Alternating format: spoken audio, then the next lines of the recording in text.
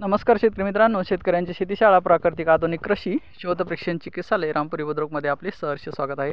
आज आपण आहोत आडोळला, तालुका सेनगाव, जिल्हा हिंगोली यांच्या शुगर कॅनच्या प्लॉटवर आणि याचं फुटव्याचं व्यवस्थापन इथं चालू आहे। पाळी घातली आहे, कल्टिवेशन, युरिया वरच टाकलेला दिसतोय। तर याचं काय सोल्युशन होऊया।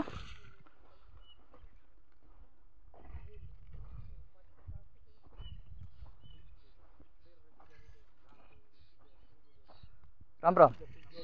युरिया असा वर टाकायचं नाही, युरिया वर नाही टाकायचा, जमिनी आत टाकायचा होता, पण जरा मजूरदार नसल्यामुळे मग आता काय नाही मग रान अगोदर भिजवायचं नंतर शिपायचं। असं कारण कसं आहे, युरिया डीएपी होतं, आता काय करायला हे आता हे कसं आहे माहिती आहे का, आज तुम्हाला हे युरिया दिसायला आहे, उद्या जर तुम्ही सकाळी बघितलं ना तर हे युरिया तुम्हाला दिसणार नाही। बाष्पीभवन होऊन हां, याच्यात काय माहिती आहे का, याची प्रॉपर्टी काय माहिती आहे का, याला म्हणतात पेट्रोकेमिकल। पेट्रोकेमिकल असल्यामुळं हे हवेमध्ये विसर्जन होतं, हवेमध्ये विसर्जन होतं, उडून जातं।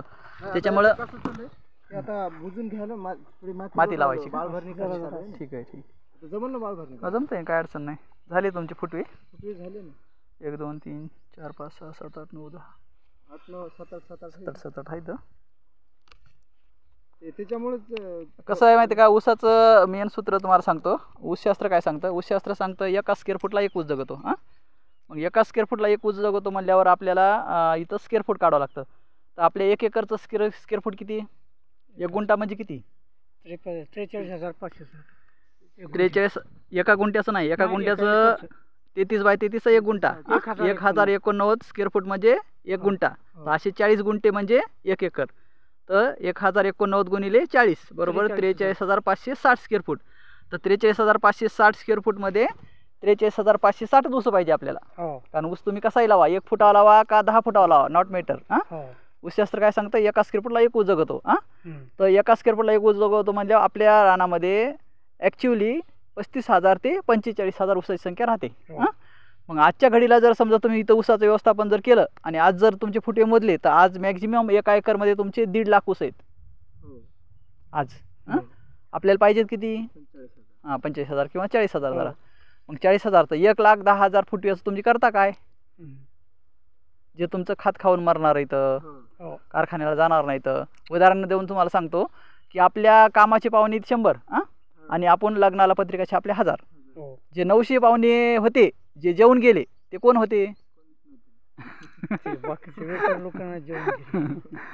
तसं आहे। हां, जसं समजा आपला ऊस कारखान्याला जे जाणार आहे, त्याच ऊसाला जागा द्यायची, त्याच ऊसाला पाणी द्यायचं, त्याच ऊसाला हवा द्यायची, त्याच ऊसाला फर्टिगेशन सॉफ्टवेअर द्यायचं, किंवा त्याच ऊसाला आपण स्प्रे ड्रेंचिंगचं शेड्यूल ठेवायचं।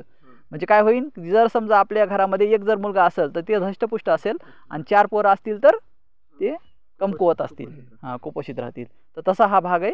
जर समजा 40,000 ऊसाची संख्या ठेवली, मॅक्झिमम 40,000 ऊसाची संख्या ठेवली आणि सगळे पूर्ण ऊसाची, आता समजा तुम्हाला तुम्ही आता हे जे तुम्ही ऊस लावलाय, पण मी म्हणतो आता याला समजा 6 फुटवे याची संख्या धरायची का एका बुंध्याची असं म्हणा? आता इथं तुम्हाला तशी धरता येणार नाही ना, कारण तुम्ही लावगणच मोगम पद्धतीने केलेली आहे। लावगण तुम्ही ऍक्च्युअली केलीच नाही ना। म्हणजे कसं आहे, जोपर्यंत तुम्ही ऍक्च्युअली मध्ये जाणार नाही तोपर्यंत तुम्हाला रिझल्ट येणार नाही, ही पहिली गोष्ट। राईट टाइम राईट ऑपरेशन, म्हणजे तुम्ही जर समजा तुम्हाला ऍक्च्युअली जर करायचं असलं तर तुम्ही काय करायचं की 4 फूट सरी तुम्हाला पाडायची। आता ही 4 फूट सरी तर तुम्हाला 1 फुटा ऊस लावायचा का 1.5 फुटावर लावायचा का 2 फुटावर लावायचं हे तुम्ही तुमचं ठरवायचं। लक्षात? मग तुम्ही तुमचं ठरवायचं। मग 1.5 फुटावर जर ऊस लावायचा असला तर 1.5 फुटावर 1 टिपरू ठेवायचं, एकच, 2 नाही 3 नाही। मग 1.5 फुटावर 1 टिपरू ठेवायचं। तर मग त्या टिपऱ्याला 1.5 फुटावर जर असलं तर हे 4 फूट अंतर आहे ना, 4 फुटावर आणि 1.5 फुटावर 2 ओळीतलं अंतर 4 फूट, 2 डोळ्यातलं अंतर 1.5 फूट, म्हणजे ती जमीन, एका डोळ्याला जमीन तुमची किती गेली? 4 1.5 6 6 स्क्वेअर फूट गेली। मग 6 स्क्वेअर फूट मध्ये किती ऊस पाहिजे आपल्याला? 6। एका फुटाला 1 ऊस, 6। ज्या दिवशी मग तुम्हाला त्या फुटव्याला 6 ऊस दिसायला लागतील, ज्या दिवशी त्या डोळ्याला तुम्हाला 6 फुटवे दिसायला लागतील त्या दिवशी तुम्ही सरी मारून टाका, फुल बाळभरणी नाही काय नाही, फुल। मग फुल सरी जर मारली तर ऍक्च्युअली तुमच्या रानामध्ये 43,560 ऊस सापडतील। मग असं जर समजा गणित केलं तर तुम्ही 40,000 ऊसाची संख्या धरा, 40,000 बी ऊसाची संख्या राहिली, 43,000 वरची 3,500 गेले आपली. हुमणीने मेले, डोकरायनं खाल्ले, बैलानं मोडले, नाही कडीकाटाने गेले, नाही जिरून गेले, नाही अजून काय कारण असू द्या, ते गेले 3,500. 40,000 राहिले. मग 40,000 राहिले, एका ऊसाचं वजन कोणीही लोक माणसाच्या रानामध्ये तुम्ही जाऊन मोजा, आज जे कारखान्याला जाणारा परिपक्व ऊस आहे, ह्या परिपक्व ऊसाचं वजन 2 किलो आहे. कोणाच्या रानात जा, ज्या ऊसाला खाट टाकला बी नाही त्या रानातला ऊस तुम्ही मोडून बघा, त्या ऊसाचं वजन 2 किलो आहे. मग त्या ऊसाचं वजन जर 2 किलो आहे तर त्या माणसाला त्या रानामध्ये 40 दोन्ही 80 टन ॲव्हरेज का येत नाही? हां, कुठं येत आहे 80 टन ॲव्हरेज कोणाला आहे? येत नाही, 60 बी नाही तसं तर येणार नाही ना. येणार नाही. मग तुम्ही काय म्हणता की खतं टाकले म्हणून ॲव्हरेज आलं, खतं टाकले म्हणून ॲव्हरेज नाही आलं. खतं टाकतो ना आपण कधी माहिती आहे का, आपल्या खिशात पैसे असतील तर. नाही तर तुम्ही काय करा, जसं मी सांगतोय तसं तुम्ही ऊस लावा, तरी तुमच्या रानाची पोटेन्शियली पॉवर आहे 80 टन उत्पादन द्यायची. नुसतं मी सांगतो तसं लावा तरी तुम्हाला 80 टन ऊस होतंय. खत टाकायचं तर टाका, नसला पैसे नसतील तर टाकू नका, काय अडचण नाही. फक्त तुम्ही लावगणीची पद्धत व्यवस्थित करा आणि व्यवस्थित त्याला पाणी द्या, बस संपला विषय. 4-1.5 वर आहे, चला ना बघू. योग्य व्यवस्थापन जर केलं, काय ते आता हे तुम्ही मोगम पद्धतीने लावलंय ना, तर इथं तुम्हाला कसं मोजायचं हे तुम्हाला सांगतो. आता सरळ आता तुमची सरी मोजायची, त्या कडीपासून ह्या कडे बसरो सरी मोजायची. हे किती फूट सरी आहे ते बघायचं आणि याला 4 भागायचं. जेवढे तुम्हाला फुटवे येतील तेवढे फुटवे याला दिसायला लागले त्या दिवशी तुम्ही बाळभरणी करून टाकायची. बाळभरणी तर आता चालू आहे तुमची, मोठी भरणी करून टाका जर फुटवे मेंटेन असतील तर. मोठी करावं का बाळभरणी? मोजा ना अगोदर फुटवे, फुटवे मोजून. जर समजा फुटवे जर तुमची ह्या लांबीनुसार जर बरोबर भरले तर सरळ याला बाळभरणीच्या ऐवजी मोठी भरणी करून टाका. लक्षात. म्हणजे काय पाहिजे का, अतिरिक्त फुटवे आपल्याला नको आहेत. जे फुटवे आपल्याला कारखान्याला जाणार नाहीत ते ऊस आपल्या रानात नसले पाहिजे. विनाकारण करता काही कामाचं नाही.